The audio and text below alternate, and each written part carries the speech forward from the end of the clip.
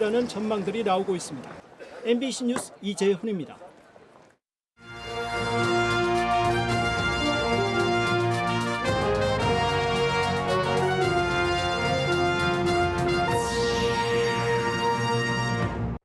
충북특별법 제정의 첫 관문인 국회 행정안전위원회 반응이 나쁘지 않습니다. 여야 지역을 떠난 공감대가 감지됐습니다. 청주시 신청사 부지를 무단 점유 중인 청주병원에 대해 법원이 계보장을 직접 전달했습니다. 강제 퇴거 절차가 시작됐습니다.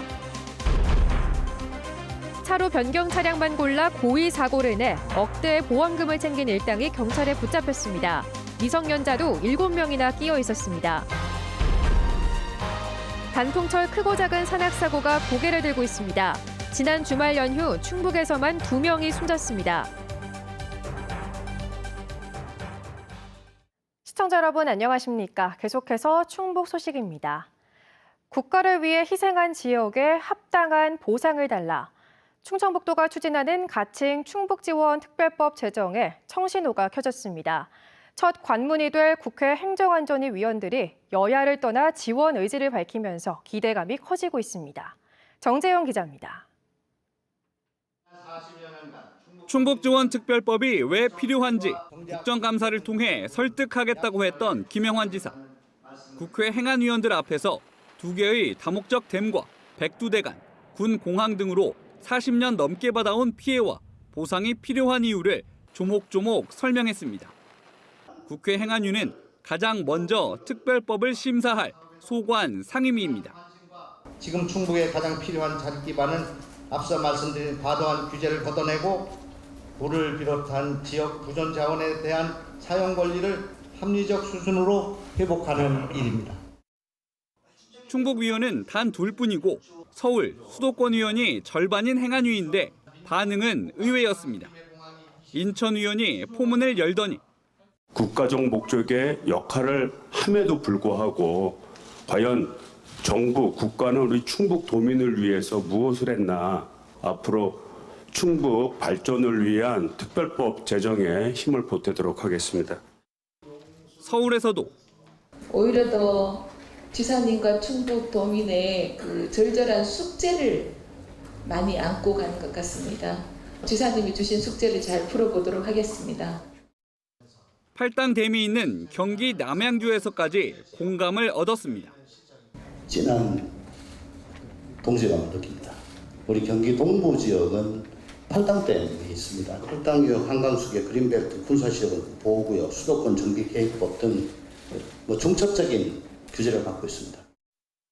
비수도권 의원들까지 거들면서 여야 의견은 찾아볼 수 없었습니다. 충북도가 특별법에 담으려는 건 내륙 지역 개발과 보전을 위한 국가의 종합계획 수립 의무와 규제 완화 특례, 환경오염 방지 시설과 도로 철도 건설에 대한 재정 지원 근거 등입니다.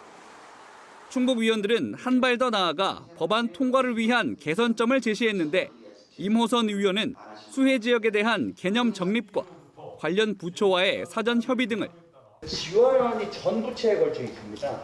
그래서 경정 간에 각 부처 설득이 중요한데 이 2가지가 선행되지 않으면 이 특별법 국회 통과가 상당히 어렵겠구나 하는 판단을 가졌습니다.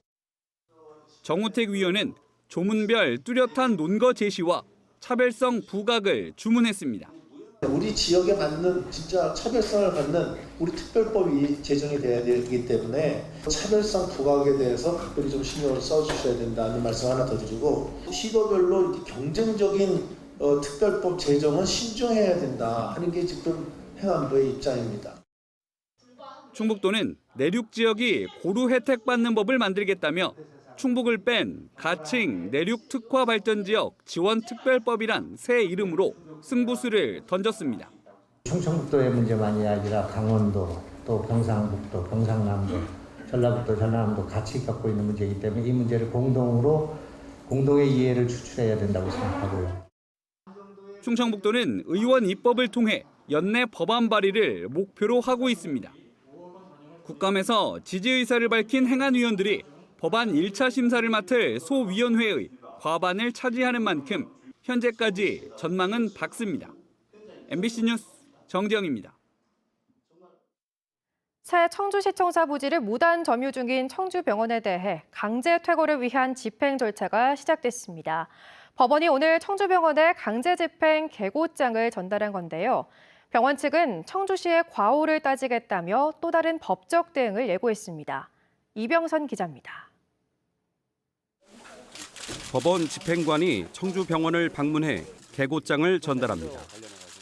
병원 토지와 건물 소유주인 청주시가 지난달 부동산 인도 강제 집행을 신청한 데 따른 것으로 퇴거 의무를 이행하지 않으면 강제 집행에 나서겠다는 예고입니다.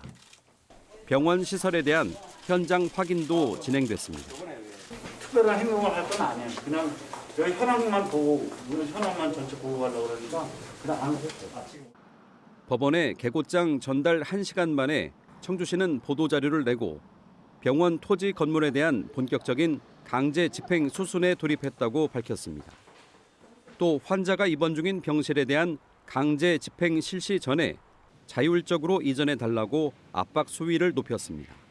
11월 6일까지 1차 계고 기간이 정해졌고요. 다음 2차, 3차 독촉 후에 그 이후에도 강제 퇴거가 자율 이전이 안 된다고 하면은 강제 집행 절차를 밟는 절차를 거치겠습니다.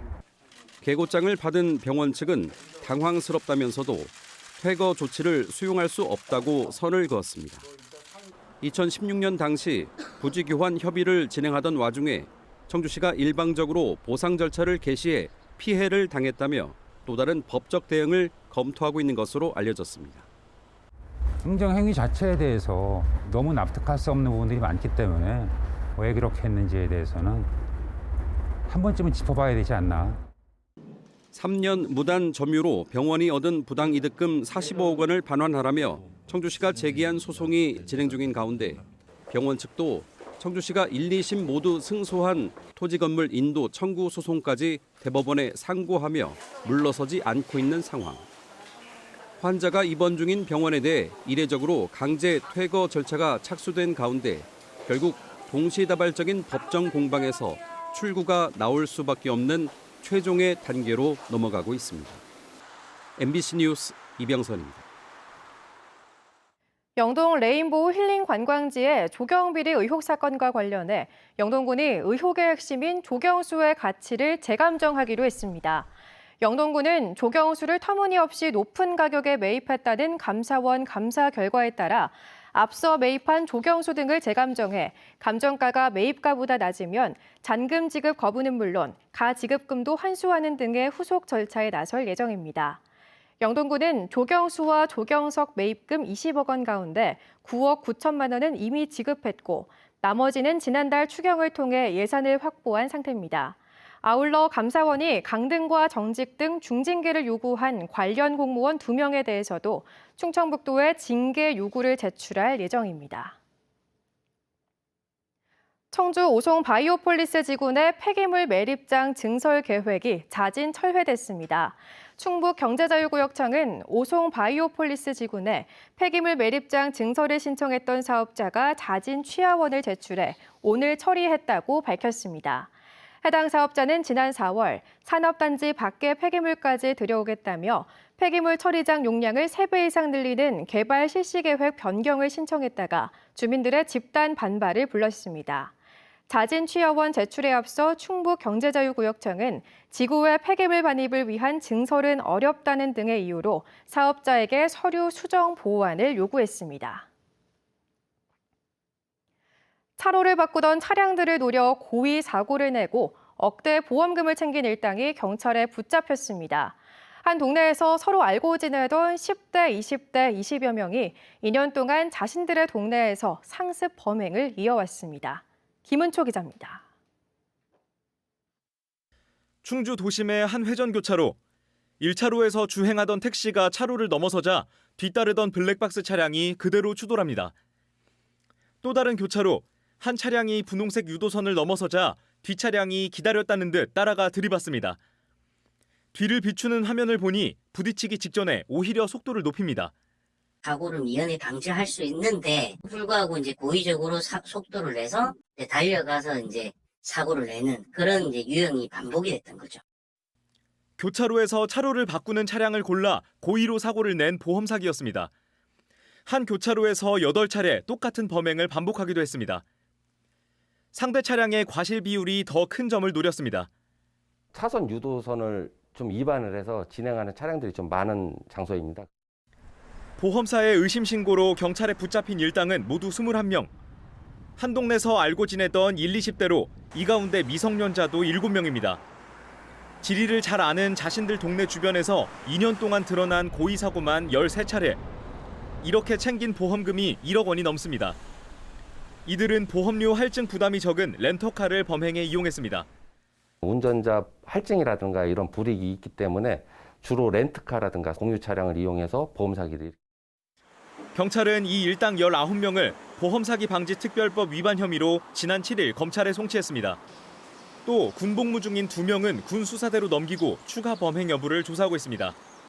현행법상 보험 사기를 저지르면 10년 이하 징역 또는 5천만 원 이하 벌금형을 받을 수 있습니다. MBC 뉴스 김은초입니다. 본격 단풍철을 맞아 곳곳에서 등산객들의 인파가 몰리면서 산악사고가 잇따르고 있습니다. 지난 주말 연휴 충북에서만 등산객 2명이 숨졌습니다. 이채연 기자입니다. 가파른 절벽 위로 소방 구조 헬기가 떠 있고 아래에서 구조대원들이 들것을 끌어올립니다. 어제 오전 11시 50분쯤 월악산 국립공원 제비봉에서 52살 남성 등산객이 일행 5명과 암벽 구간을 오르다 70m 아래 낭떠러지로 추락해 숨졌습니다. 법정 탐방로에서 5m가량 벗어난 샛길의 바위에서 벌어진 일입니다. 추락 사고 사망 발생 지점으로 관리하는 지점이기 때문에 일단은 직벽이고 경사도 가파르고 따로 뭐 안전 펜스가 있는 건 아니고요. 저희가 이제 사고가 발생하고 나서 임시적으로 저희가 이제 로프를 쳐놓은 겁니다. 하루 전 소백산에선 평소 심장 질환을 앓고 있던 것으로 전해진 40대 남성이 등산 도중 쓰러져 숨지기도 했습니다.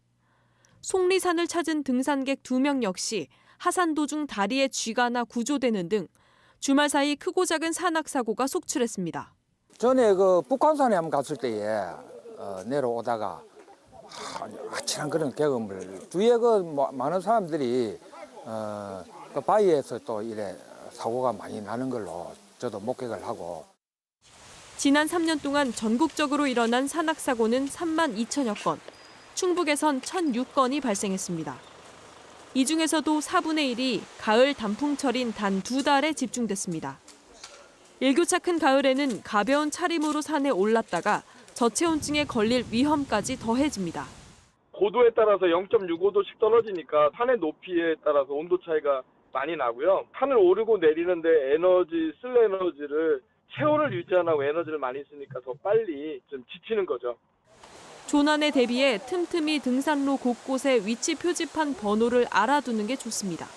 자신의 휴대폰 위치 기능을 켜두시고 가까운 국가지점 번호의 위치를 숙지하셔서 신고를 해주시는 게 구조에 큰 도움이 됩니다.